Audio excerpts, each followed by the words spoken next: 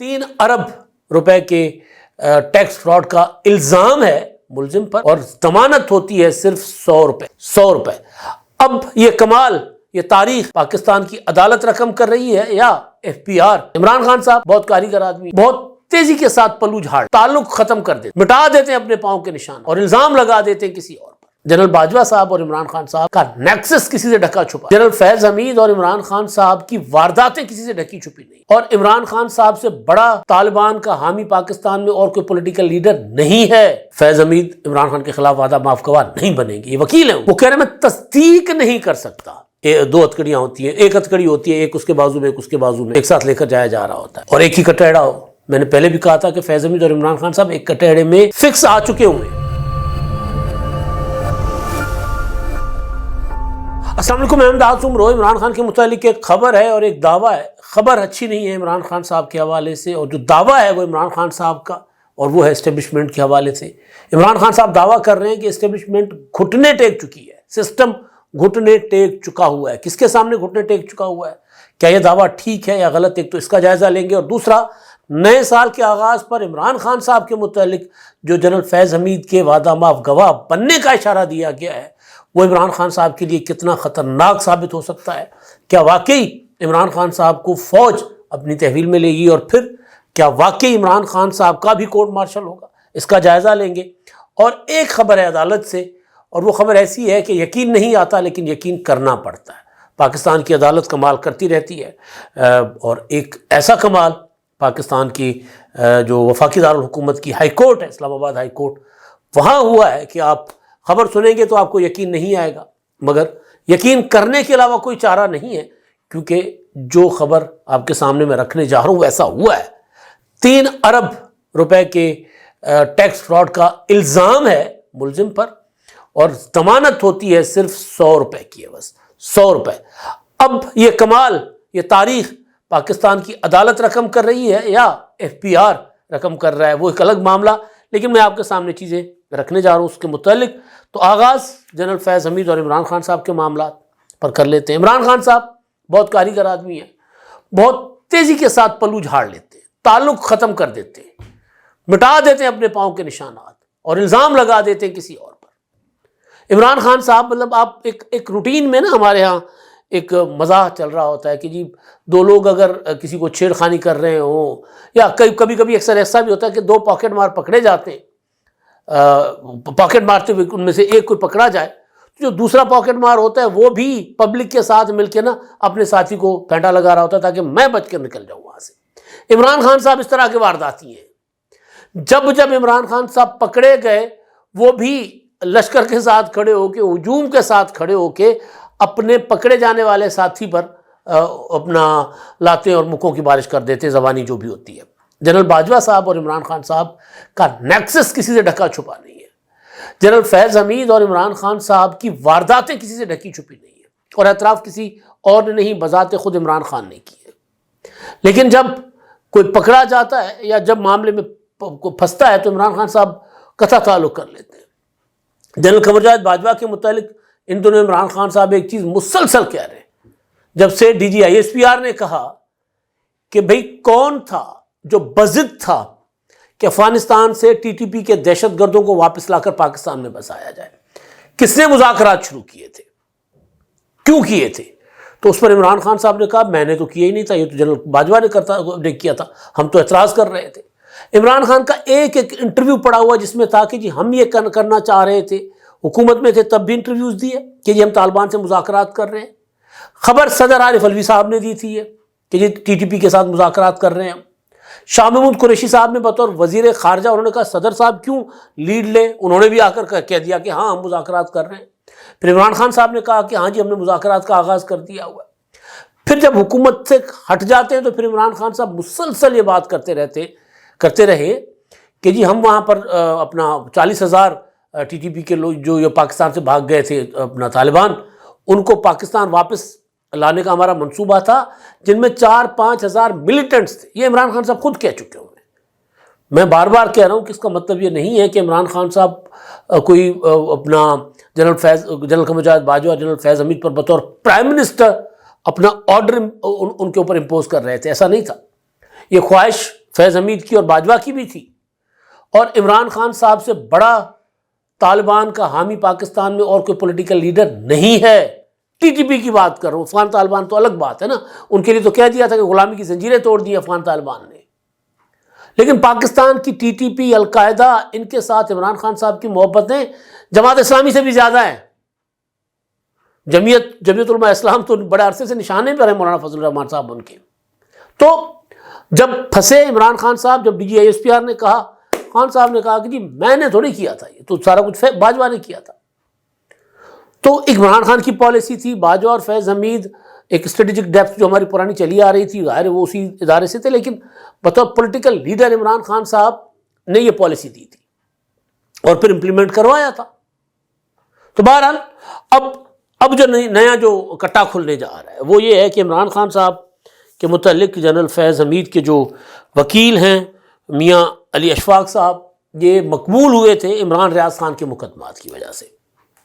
عمران ریاض خان جب گرفتار ہوئے، میاں اشفاق صاحب جو ہیں وہ علی اشفاق صاحب ان کو نکال کر باہر لے کر آئے، اور عمران ریاض ظاہر ہے اپنا یوٹیوب کے ٹویٹر کے بہت بڑے اسٹار ہیں، اپنا یوٹیوب کے خاص طور پر۔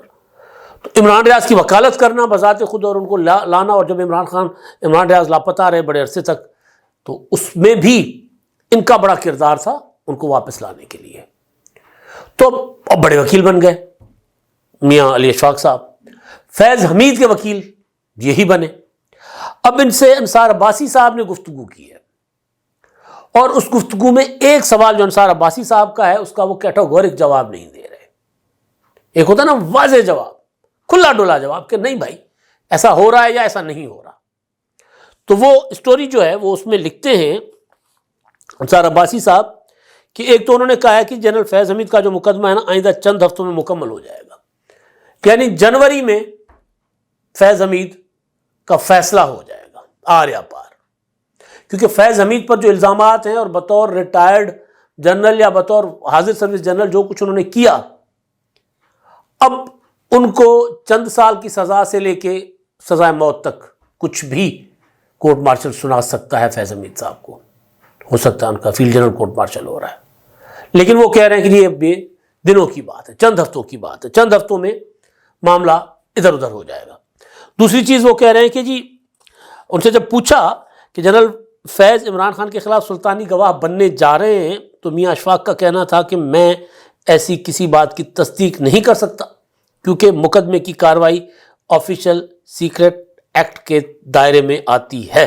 کہہ سکتے تھے کہ بالکل ایسا نہیں ہے، فیض حمید عمران خان کے خلاف وعدہ معاف گواہ نہیں بنیں گے، یہ وکیل ہیں ان کے۔ وہ کہہ رہے ہیں میں تصدیق نہیں کر سکتا کیونکہ معاملہ آفیشل سیکرٹ ایکٹ کا ہے۔ اس کا مطلب یہ ہے کہ گڑبڑ تو کہیں نہ کہیں ہے، اور یہ جو معاملہ ڈیلے ہو رہا ہے، میں ابھی اپنی بات کروں، اپنا اندازہ لگا رہا ہوں کہ ہمیں تو پتہ چلا تھا کہ جناب کورٹ مارشل تو تب ہوتا ہے جب تمام ایویڈنس، ثبوت، ایک ایک چیز اکٹھی کر کے سامنے رکھ دی جاتی ہے، اور اس کے بعد ملزم کو کہا جاتا ہے کہ اپنے حق میں کیا کہو گے، آؤ عدالت میں، کورٹ مارشل میں اپنے اوپر لگنے والے الزامات کا سامنا کرو، یہ ثبوت ہے تمہارے خلاف۔ ہمارے یہاں عموماً سویلین ٹرائل جب شروع ہوتا ہے، ایف آئی آر درج ہوتی ہے، بندہ عدالت جاتا ہے، پولیس کہتی ہے سر ثبوت اکٹھے کر رہے ہیں، ابھی ہمیں ریمانڈ چاہیے، ابھی یہ چاہیے، ایسا وہاں پر نہیں ہوتا۔ معاملہ تقریباً طے ہو چکا ہوتا ہے، کورٹ مارشل تب ہوتا ہے جب ثبوت ٹھوس ہوں، پکے ہوں، اور زیادہ تر کورٹ مارشل جن کا ہوتا ہے ان کو سزائیں ہوتی ہیں، بعد میں اوپر جا کر کورٹ آف اپیل میں یا اس کے بعد سپریم کورٹ اور ہائی کورٹ میں جا کر اگر معاملات آگے پیچھے ہو جائیں تو اور بات۔ تو یہاں پر جو فیض حمید صاحب کا کورٹ یا آرمی چیف کے پاس جب جاتی اپیل تو اس میں ایک الگ معاملہ ہوتا ہے کہ وہ کیا کیا کرتے ہیں ان کا۔ تو کورٹ مارشل ہو گیا، شروع ہو گیا فیلڈ کورٹ مارشل، اگست میں اعلان ہوا، ابھی تک 12 اگست کو اعلان ہوا تھا نا، ابھی تک پتہ ہی نہیں چل رہا کہ کس اسٹیج پر ہے۔ تو اس کے پیچھے اب یہ جو سوال کھڑا کیا گیا ہے کہ کیا وہ عمران خان کے خلاف وعدہ معاف گواہ بننے جا رہے ہیں، تو تصدیق نہیں کر رہے، تردید بھی نہیں کر رہے میاں علی اشفاق صاحب۔ تو جو میں گزارش کر رہا تھا، پوائنٹ آپ کے سامنے رکھنا چاہ رہا تھا، وہ یہ کہ اس کا مطلب ہے کہ فیض حمید کے مقدمے میں اتنا ڈیلے ہونے کے پیچھے یہ ریزن ہو سکتا ہے کہ فیض حمید صاحب کسی نہ کسی مقام پر آ کر عمران خان کے خلاف وعدہ معاف گواہ بننے کے لیے تیار ہوئے ہوں گے، اس سے پہلے تیاری کی جا رہی ہوگی، ان کو راضی کیا جا رہا ہوگا. ایسا ہوتا ہے. تو جس کو وعدہ معاف گواہ بنانا ہو تو اس کو کہا جاتا ہے کہ تمہیں رعایت مل جائے گی، سزا موت سے عمر قید ملے، 7 سال 8 سال 10 سال سزا ہو، یا عمر قید سے ہم 10 سال تک لے آتے ہیں سزا، وعدہ معاف گواہ بنو، مل کے وارداتیں کیے، یہ ثبوت ہیں. ثبوت ہوتے ہیں، لیکن ثبوتوں کے ساتھ ساتھ ایک گواہ ہو تو مقدمہ اسٹرانگ ہو جاتا ہے. تو وہ یہ کہہ رہے ہیں کہ نہیں جی میں تصدیق نہیں کر سکتا. تو باقی چیزیں ملٹری ٹرائل کے متعلق ہیں. انہوں نے اپنا جب وہ خبر میں لکھتے ہیں کہ جب ان سے جنرل فیض کے خلاف ملٹری ٹرائل کے آغاز کے بارے میں پوچھا گیا، انہوں نے اس سے انکار نہیں کیا. انہوں نے کہا کہ میں نے مختلف میڈیا رپورٹس دیکھی ہیں جن سے اندازہ ہوتا ہے کہ ٹرائل شروع ہو گیا ہے. میں ایسی خبروں کی تردید کی پوزیشن میں نہیں. تاہم انہوں نے تصدیق کی کہ وہ اپنے 2 ساتھیوں کے ہمراہ اس کیس میں جنرل فیض حمید کے جو ہے وہ اپنا ہے کیا کہتے ہیں نمائندگی کر رہے ہیں. ابھی کچھ دن پہلے DGISPR نے پریس کانفرنس میں اس حوالے سے بھی بات کی تھی. انہوں نے کہا تھا کہ جب ان سے پوچھا گیا تھا کہ فیض حمید اور عمران خان صاحب کا تو نیکسس تھا آپس میں، تو وہ عمران خان کا بھی ملٹری ٹرائل ہوگا، تو انہوں نے اس پر کہا تھا کہ جی انصاف تو اپنا راستہ لے گا. بہرحال اب یہ جو بات ہے عمران خان صاحب کے متعلق، اب 9 مئی کیونکہ جب اپنا فیض حمید کے ملٹری ٹرائل کے متعلق جو آخری ISPR کی اسٹیٹمنٹ آئی تھی اس میں کہا گیا تھا کہ جی فیض حمید کے خلاف مزید انکوائری شروع کی گئی ہیں، اور وہ انکوائری کچھ بطور اپنا جرنیل وہ جو کچھ کرتے رہے اس معاملے پر بھی، اور پھر اس سے 9 مئی سے متعلق بھی کچھ معاملات ہیں جن میں تحقیقات ہو رہی ہیں. یعنی فیض حمید 9 مئی اور فیض حمید اور پھر اگر فیض حمید کے خلاف 9 مئی کے اوپر تحقیقات اور تفتیش ہو رہی ہے، اس کا مطلب ہے کہ عمران خان براہ راست، کیونکہ فوج کے ادارے کا الزام یہ ہے کہ 9 مئی جو ہے وہ آرمی چیف کے خلاف فوج کے اندر سے بغاوت کروانے کی سازش تھی. یہ الزام ہے، متعین الزام ہے، اور اس کا سرگنا عمران خان صاحب کو ڈکلیئر کیا گیا ہے. اندر سے لاہور کے جو اس وقت کے کور کمانڈر تھے غنی صاحب، ان کو فارغ کر دیا گیا. ان کے خلاف بھی کوئی کارروائیاں شاید چل رہی ہوں. کچھ اور جرنیل، کچھ اور بریگیڈیئر، میجر جنرل لیول کے افسران جو ہیں وہ بھی اعلان کر کے کہا گیا کہ جی ہم نے ان کے خلاف کارروائی کر دی ہے. مزید بھی بہت کچھ معاملات آگے بڑھ سکتے ہیں فیض حمید کے مقدمے کے بعد. تو 9 مئی کو جوڑنے کا مطلب براہ راست یہی ہے کہ عمران خان صاحب جو ہیں وہ فیض حمید کے ساتھ ایک ہی اس میں ہتھکڑی میں ہوتا ہے نا، 2 ملزمان ہوتے ہیں، 2 ہتھکڑیاں ہوتی ہیں، ایک ہتھکڑی ہوتی ہے، ایک اس کے بازو میں ایک اس کے بازو میں، تو ایک ساتھ لے کر جایا جا رہا ہوتا ہے اور ایک ہی کٹہرا ہو. میں نے پہلے بھی کہا تھا کہ فیض حمید اور عمران خان صاحب ایک کٹہرے میں فکس آ چکے ہوئے ہیں. اب یہ پولیٹیکل ڈیسیشن ہوگا، سیاسی فیصلہ ہوگا کہ عمران خان صاحب کا ملٹری ٹرائل کرنا ہے نہیں کرنا. اول تو میں کسی بھی سویلین کے ملٹری ٹرائل کے حق میں نہیں ہوں، لیکن اب وہ جو عمران خان صاحب 9 مئی اور ان کے ساتھ نتھی کیا جا رہا ہے، میں اس کی خبر کے متعلق آپ کو بتا رہا ہوں کہ عمران خان اگر 9 مئی جو دعویٰ کیا جا رہا ہے، اور میں نے بھی آپ کو 9 مئی اور 10 مئی کو یہی گزارش کی تھی کہ بنیادی جو منصوبہ یہ تھا کہ باہر سے حملہ کیا جائے گا، PTI کے کارکنوں سے کروایا جائے گا، اور یہ گولی چلے گی کور کمانڈر ہاؤس کی طرف جاتے ہوئے، GHQ کی طرف جاتے ہوئے لاشیں گریں گی، اور پھر اندر سے بغاوت ہوگی کہ یہ کیا ہو رہا ہے، ہمارے اپنے لوگوں پر گولیاں ہم کیوں چلا رہے ہیں، اور آرمی چیف کے خلاف بغاوت ہو جائے گی. یہ اوریجنلی منصوبہ تھا، ناکام ہو گیا. پہلے پتہ چل گیا تھا کہ یہ ہونے جا رہا ہے، ناکام ہو گیا. تو جب ایسا کوئی منصوبہ ہو تو پھر ظاہر ہے اس کے بعد پھر فوج کے اندر بغاوت کروانے والا چاہے سویلین ہو یا چاہے فوجی ہو، وہ پھر ان کو ڈیل فوجی کرتی ہے.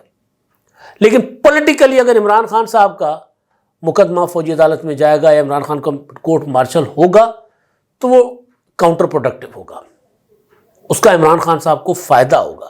ابھی ریسنٹلی آپ نے دیکھا کہ وہ ری ایکشن اب تک 2022 سے اب تک وہ ری ایکشن دنیا نے نہیں دیا جو فوجی عدالتوں سے 9 مئی کے ملزمان کو سزائیں ہونے کے بعد آیا. یورپین یونین دیکھ لیں، امریکی حکومت دیکھ لیں، مختلف اور آرگنائزیشنز دیکھ لیں، انہوں نے اور یورپین یونین نے GSP+ اسٹیٹس تک بتا دیا ہمیں کہ آپ کو ہم نے رعایت دی ہے کہ آپ انسانی حقوق کا خیال رکھیں گے، آپ کے ملک میں عدالتیں انصاف کرتی ہوئی نظر آئیں گی اور فیصلے سرعام کیے جائیں گے، سماعتیں سرعام ہوں گی.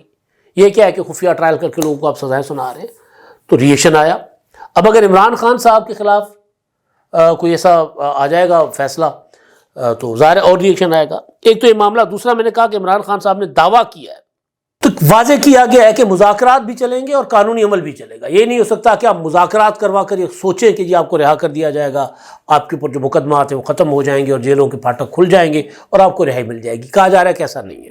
D G I S P R نے بھی کہا کہ جی وہ اپنا 9 مئی کے جو مرکزی ملزمان ہیں, منصوبہ ساز ہیں, ماسٹر مائنڈ جو ہیں, سرگنے جو ہیں, ان کو سزائے دیے بغیر انصاف مکمل نہیں ہوگا. لیکن عمران خان صاحب کہتے ہیں کہ نظام گھٹنے ٹیک چکا ہوا ہے, مذاکرات بھی خود کر رہے ہیں عمران خان صاحب.